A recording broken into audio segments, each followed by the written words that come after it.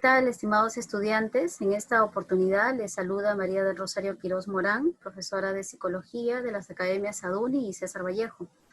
Muy bien, jovencitos, vamos entonces a la pregunta indicada.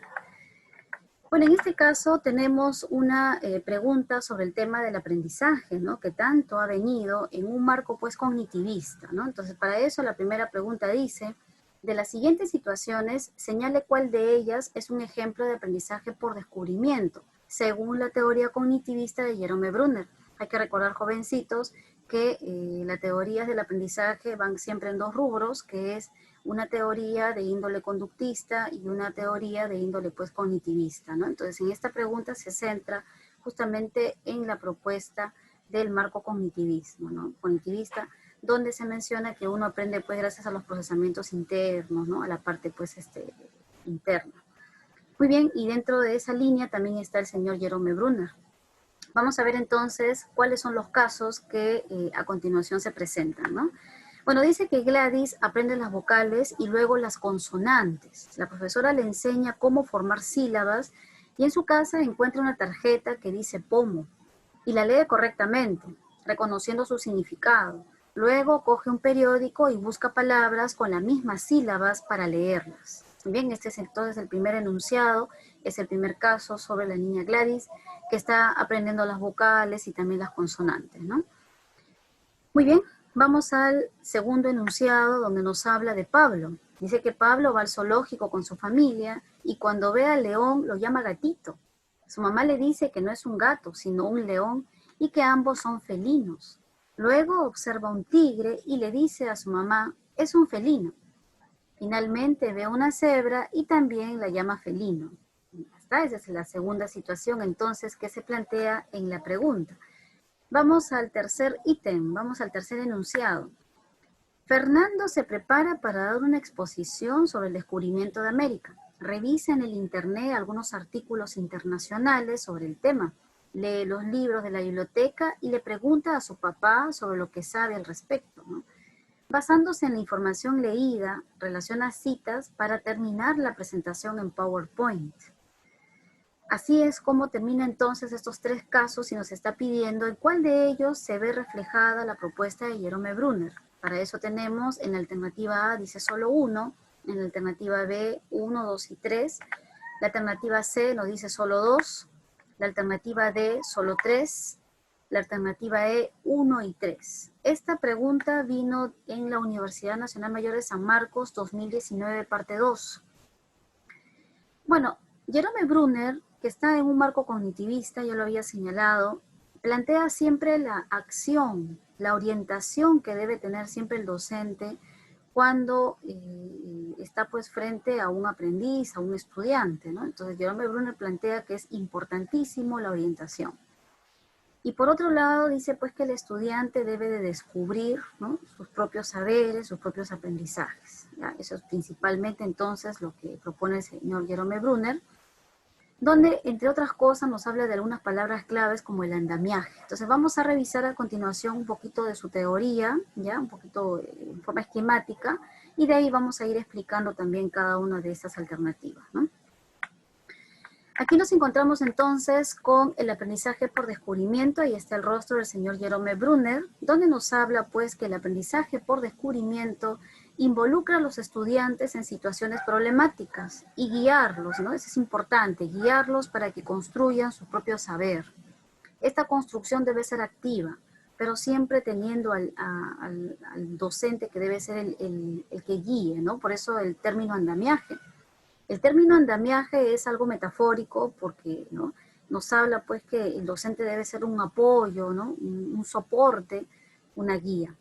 Por eso dice, andamiaje es una situación de interacción donde un docente guía el aprendizaje del estudiante para que éste se vaya apropiando gradualmente de los conocimientos del experto. En esta apropiación gradual se ve también allí no un aprendizaje superficial, ciego, sino un aprendizaje entendiendo, ¿no? Un aprendizaje donde se vaya construyendo sus saberes. Por eso que el señor Jerome Bruner le da vital importancia a lo que es el pensamiento, la inducción. Entonces Bruner nos señala, ¿no?, nos señala que el aprendiz, el estudiante debe de tener ese real, ¿no?, aprendizaje, pero eso sí, basándose siempre pues en la acción, ¿no? De hecho, debe tener también la guía del docente, ¿no? Pero él solo debe de descubrir sus propios saberes. Nos encontramos también que hay tipos. Es como una especie de proceso también del aprendizaje, del conocimiento. Así nos habla de 3 situaciones, ¿no?, de 3 momentos: un aprendizaje en activo, un aprendizaje icónico y un aprendizaje simbólico. El primero hace referencia a un tipo de aprendizaje más que todo de respuestas motoras, ¿no? Muy bien, como por ejemplo la forma de manipular los objetos y aspectos del ambiente. Entonces, en esa línea también nosotros, cuando hemos estado en la infancia, en la niñez, hemos aprendido mediante esa estrategia, ¿no?, de manipulación de objetos y viendo pues los estímulos del ambiente también, ¿no?, los aspectos del entorno. Muy bien, entonces para el señor Jerome Brunner esta es una forma también de aprendizaje, ¿no? Lo icónico ya es cuando se van a dar imágenes mentales, pero sin acciones. Aquí ya viene a ser un poco la representación mental. Y esto hace que es un resultado de las propiedades visuales de los objetos que antes hemos visto, ¿no?, y los eventos que puedan ser modificados. Entonces la parte icónica ya es importante porque ya nos habla de imágenes mentales, ¿no? No tan solo pues la parte concreta, sino ya una parte mental, una representación, para que después ya se complejice más y tengamos un aprendizaje de tipo simbólico, ¿no? El aprendizaje por descubrimiento simbólico son sistemas ya de símbolos pues remotos y también arbitrarios, ¿no?, donde un símbolo va a reemplazar inclusive una realidad, reemplaza un pensamiento, ¿no?, reemplaza un mandato. Entonces, por ejemplo, una fórmula, ¿no?, es algo pues simbólico, es algo, ¿no?, es un enunciado formal que está pues, ¿no?, representando una operación. Y es ahí donde el señor Jerome Brunner menciona pues que ya los jovencitos con cierto aprendizaje mucho más complejo van a llegar a esta parte simbólica, ¿no? Y luego vemos acá con respecto a lo que es las preguntas. Entonces el docente debe plantearle siempre una problemática a sus discípulos, ¿no?, y a partir de ello convertirse en un orientador. Es importante ese papel que tiene entonces el docente, ¿no? Pero también es un facilitador porque le da herramientas necesarias para que sus discípulos construyan por sí mismos los conocimientos, o sea, le da insumos para que puedan ellos pues relacionar algo, comparar, clasificar, ¿no? Eso es importantísimo.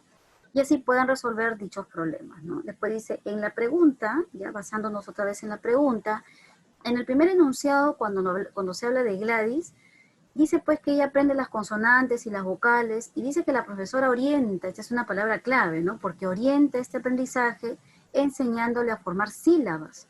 Entonces, bajo esa orientación, la niña, después de ver una tarjeta y leerla correctamente, busca en el periódico sílabas iguales para luego leerlas. ¿Se dan cuenta? Entonces aquí la orientación ha sido pues importantísima, ¿no? Y después vemos cómo la niña tiene una acción de descubrimiento, ¿no? Busca periódicos y aprende así un poquito a lo que es la lectura, ¿no?, de las sílabas que antes se parecen a lo que antes vio, ¿no?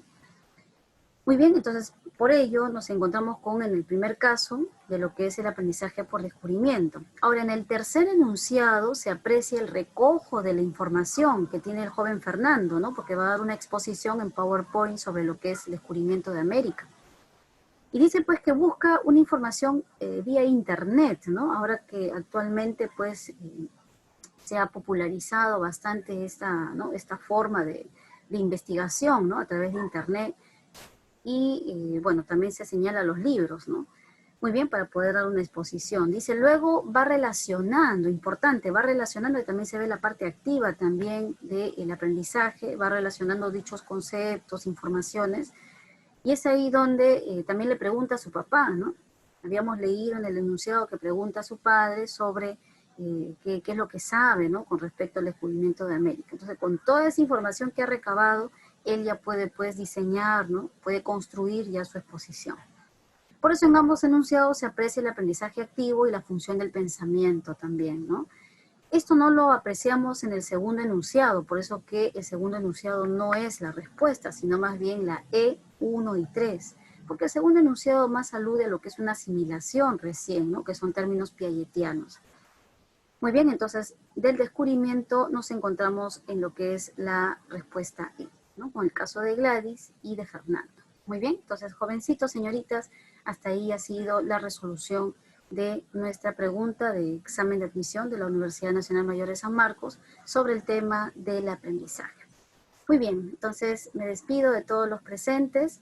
Ha sido un gusto entonces dar este solucionario y bueno, será hasta la próxima oportunidad. Cuídense mucho, jovencitos.